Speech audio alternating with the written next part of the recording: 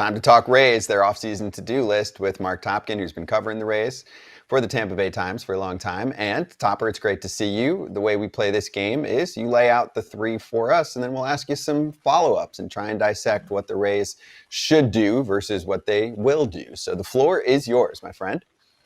Fair. Well, they got to do something about the outfield. There's not enough offense in the outfield. They were 30th in home runs, 26th in OPS, 27th in RBI. They've got to find some more thump in the outfield. And then they've got to find, this is funny because the Rays are usually deep in starting pitching. They traded two away this year in July, Taj Bradley and Zach Littell, but they need a proven starter. There's just too much uncertainty about Shane McClanahan to count on him to be their anchor. So I think they're going to need to go find a veteran starter. And this is a little offbeat here, but they've got to kind of get adjusted. They've got to hope that Tropicana Field gets finished and that they get back there. It was a very disruptive year last year for the Rays, obviously, as a result of the hurricane. Because of the damage to the Trop, they ended up playing at Steinbrenner Field. Great hats off to the Yankees for making that work for them. But they were not at home. They were not comfortable there. I think, in retrospect, they realized it kind of wore them down with just how the heat and everything worked. So those are kind of their three things. Number three, obviously not as much in their control as the first two. All right, well, let's go to outfield offense because the last I checked, outfield offense in the free agent market costs a lot of money. And we're going to hear the whole they offered Kyle Tucker this really neat contract. I get that. But how do they say, okay, we're going to go and get this outfield offense? Are they hoping that some of their outfield will stay healthy and have a resurgence? Or is this something that you think they will actually go out and find it on the market or even on the trade market? I think it's going to be more of the latter, Kratzy. I mean, Josh Lowe can do better. Josh Lowe had another rough year. Got hurt right at the start, and that I think was a big factor. But Josh Lowe a couple of years ago with an 800-plus OPS and some incredible stats. I think the line on that was the only player better that year was Acuna, if you parse the stats the right way. So Josh Lowe's got to do more. That's the internal improvement there. But they just had too many complementary type players last year. They're playing Jake Mangum. They're playing Chandler Simpson, Cam Meisner for the first half of the year. They were guys that were good defensive players, but didn't have a lot of power. Didn't get on base a ton. That got better. Mangum obviously got better at that. Simpson with the great speed.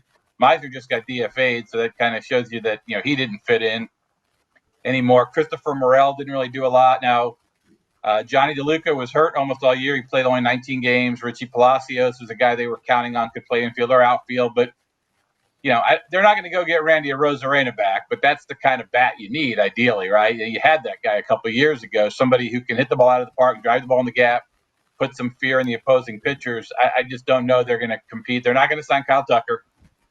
They're not going to get Bellinger. They're not going to be at the top of the market, Grisham. But, they find their way to find these guys sometimes, and sometimes it works out, sometimes it doesn't. But it may be somebody we've never heard of. It may be somebody who needed a second chance, change of scenery, that type of situation is my sense. All right. Well, the outfield's one thing, but you mentioned starting pitching on the other thing. The Rays are always great at finding pitching. And you just mentioned that they'll go out and find this guy or that guy. How have the Rays not found enough starting pitching? Because that's always been their thing. They find relievers and they find enough pitching to sustain them. And then, do we get enough offense? So how have they not found enough starting pitching?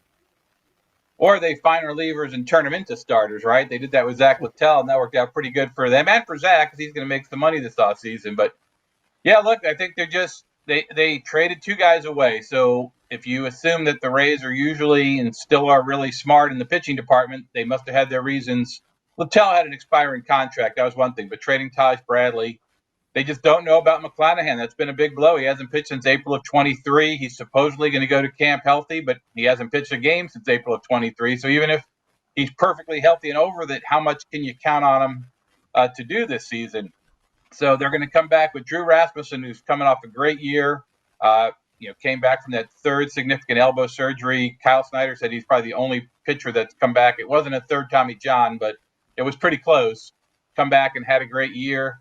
Ryan Pepio had a pretty good year, ERA in the mid to high threes. Shane Baz, it looks like he had a pretty good year, but that ERA was pushing 5. And then, like I said, McClanahan's an uncertainty. You've got Joe Boyle, who's been very inconsistent. Ian Seymour did well in an opportunity he wasn't probably expected to get last year. But there's not enough depth there. They need a kind of a veteran guy. I mean, maybe they bring Adrian Hauser back. I've heard maybe they talked to Zach Eflin, who was here before. I'm sorry, I mixed up my Zachs for a second. Zach Eflin, who was here a few years ago, and they traded him to the Orioles. He's a free agent now. Was obviously a great fit when he was here. So, maybe one of those rebound guys, short-term deal, that type of situation. So I think they'll find somebody, AJ. But, yeah, it is a bit surprising that they don't really have that pipeline going right now from the minor leagues like they've had in the past. And maybe they go get Joe Ryan back. They had him. That'd be an interesting trade. I never thought I'd say this on this show. Man, they can't wait. The Rays can't wait to get back into the Trop. They're looking forward to the Trop. Do you have any new info? Obviously, we're not driving by the stadium right now. Is it going to be ready? Is there a fear that they have to play a few more games up until May in Steinbrenner again? Although the Yankees said, we're not doing this as a 1-year thing. I mean, I think right now, as we sit here today on November 10th, the people that are in charge of this seem to feel pretty good that it's going to be ready. They were very fortunate. The whole, obviously, area was very fortunate. No hurricanes this year that hit the area. There wasn't a ton of rain. There wasn't a lot of bad weather. I mean, there's some videos out there. These guys up there on the roof, I mean, they talk about being a challenging job. These guys climbing up the roof, having to basically sew the pieces together. It's done in panels. There's 24 panels. As of Friday, 19 were up. So, AJ, I'll help you with that. 5 to go. And then, they've got to work from there going forward. Once they get the roof on, then all the inside work starts, right? They've got new turf. They've got to replace some seats.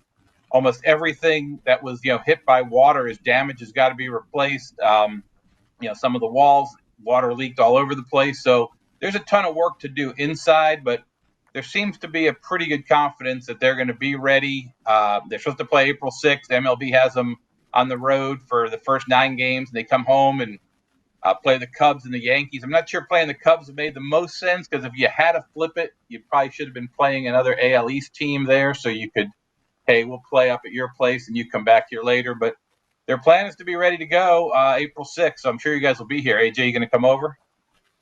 Absolutely, I'll be there. Why wouldn't I be? It's the day after Easter because Easter is April 5th. So absolutely, as long as you get me tickets, Stopper, but I can't count that far ahead. As you mentioned, my math is awesome. So what I want to know, though, is there's a new owner in town, Patrick Zalewski. What have we heard anything from him? Because I haven't really seen much from him and what he's going to do. And where is there going to be a new stadium? Because Orlando still would love to get a stadium, although I think that's kind of dead now. But have we heard anything about a new stadium? We're talking Trop here, but we have a new owner, a new ownership group, and a new, hopefully, hope for a new stadium. Can you give us some details on that? Yeah, I mean, there've been one media session with the new ownership group. It was a couple, 3-4 weeks ago, it was early October, so I guess it was about a month ago, actually. And they came out pretty strong. And Patrick Zalewski, the head guy, and then Ken Babby, who owns the Jacksonville and Akron minor league teams, is going to be the CEO, and he's going to kind of be the day-to-day guy.